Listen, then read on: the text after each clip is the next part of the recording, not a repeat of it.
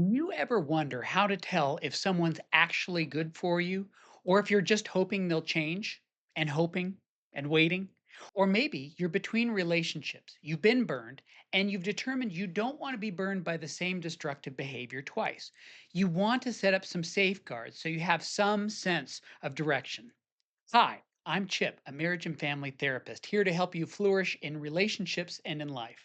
Today, I'm going to walk you through a simple but powerful way to discern whether a relationship is worth pursuing. It's called the red, yellow, green system. By the end of this video, you'll have a clearer picture of what to look for and what to walk away from.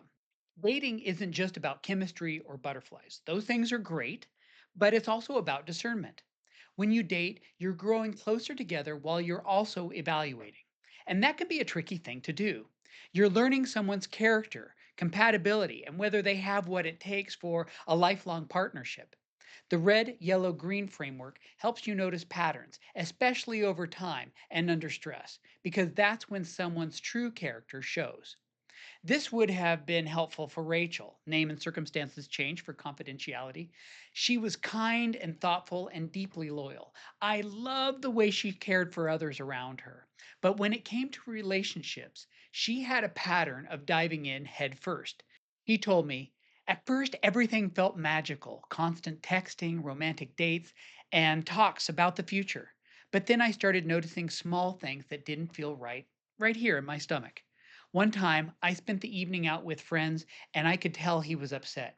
I told him about my goals and he'd make little jokes that, when I look back on it, it felt like more like jabs. He was evasive about money and blamed his ex for everything.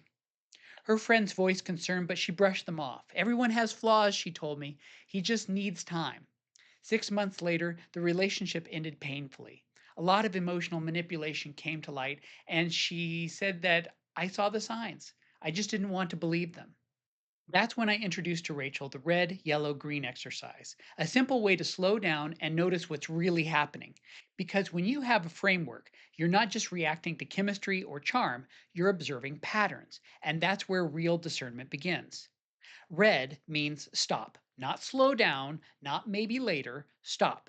These are deal breakers, indicators that this person is unsafe for a long term relationship. And one red light is enough.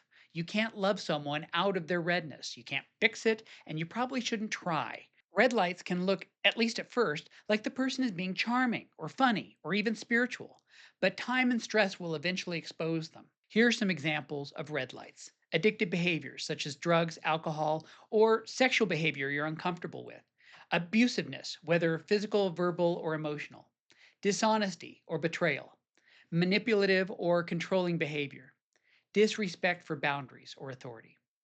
Ben experienced a few of these. Ben met a woman who seemed amazing at first, funny, confident, and full of life. She was quick to compliment him and seemed genuinely interested. But as they dated, small things started to bother him. When he didn't respond to text right away, she'd send long emotional messages or accuse him of losing interest. One evening, after a minor disagreement, she exploded. She called him names, then apologized minutes later, blaming it on stress. Ben brushed it off, thinking everyone has bad days. But the pattern continued. She began pushing for more physical intimacy than he was comfortable with. When he tried to set boundaries, she guilted him, saying things like, if you really cared about me, you'd do this. That's when it clicked. The volatility, the pressure, all signs pointing to red. Ben realized that what had first felt exciting was now crossing into manipulation. And the healthiest thing he could do was to stop before he got pulled in any deeper. It was painful to break it off, but 1 month later, he felt peace that it was the right decision. So let me ask you this: what are your red lights? Have you ever ignored one and paid for it later? Yellow lights: proceed with caution. Yellow means slow down and observe. These things that might not necessarily be deal breakers do deserve curiosity.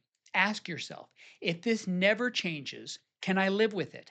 Examples of yellow lights could include poor communication or conflict avoidance, unhealthy habits or emotional dependency, unresolved family of origin issues, low motivation or lack of direction, questionable friends, financial instability, or heavy debt.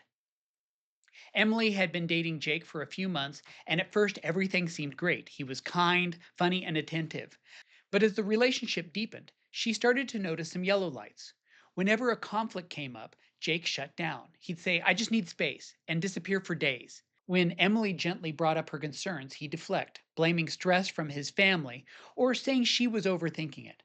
None of it was awful on its own, but together it made her uneasy. She realized she was doing most of the emotional work to keep things steady. They weren't red lights, but they weren't green either. So she slowed things down, kept observing, kept praying, and watched to see whether his words ever turned into consistent action. One or two yellow lights might be workable, but several can make the relationship exhausting. Approach yellows with curiosity, not condemnation. Ask good questions. See how they respond when life gets messy. What are your yellows? Which ones could you live with, and which ones could become reds for you over time? If you're in a relationship right now and you're seeing some of these things that could be yellows, do you have friends you can trust that you can talk to about it honestly? Green light. Go forward wisely. Green means safety, maturity, and character. These are the qualities that make love sustainable, not perfect, but trustworthy. Example of green lights include someone who shares your faith, communicates openly and listens well, encourages your growth and calling, serving others humbly, being known for integrity, and respecting your boundaries. Greens aren't about preferences like height or hobbies, they're about character. The funny thing is, on the online dating scene, a lot of it seems to be focused on physical attributes or how I love to go on hikes or go fishing in a kayak. I'm not saying these aren't good things. I'm just saying these things may seem like compatibility criteria, but differences here are almost never the kinds of things that brings a couple into my therapy office. So let's return to the client from the beginning. Not too long after our conversation, Rachel met Mark through friends at church. From the beginning, he was easy to talk to. When she shared something personal, he listened. I mean, really listened, without trying to fix or one up her. He talked openly about his faith, not to impress her, but because it was part of who he was. When Rachel mentioned her dream of mentoring young women, he encouraged her to go for it. Now, Mark wasn't perfect. Rachel found herself, nevertheless, feeling safe, seen, and supported. Not swept off her feet by intensity, but grounded by peace. That's when she realized these are the green lights that make a relationship worth building. Here's my reflection for you. Who in your life models these green light traits? What stands out about how they love? So, as you date, remember that time and stress reveal truth. Don't isolate. Invite trusted family and friends into your process. Let them know what your red, yellow, and green lists are. Sometimes they'll see what you can't. Dating isn't about finding someone perfect, and it's good to find someone with whom you share chemistry, but it's also about finding someone whose character, values, and heart align with yours. So, next time you're out there wondering if it's right, think red, yellow, green and choose wisely. If this helped you, hit like and subscribe for more videos about relationships and emotional connection. And if you want a free download version of this red, yellow, green dating guide, visit wyzetacounseling.com under resources. I'm Chip Neuenschwander, helping you build connection that lasts. Until next time, I'm rooting for you.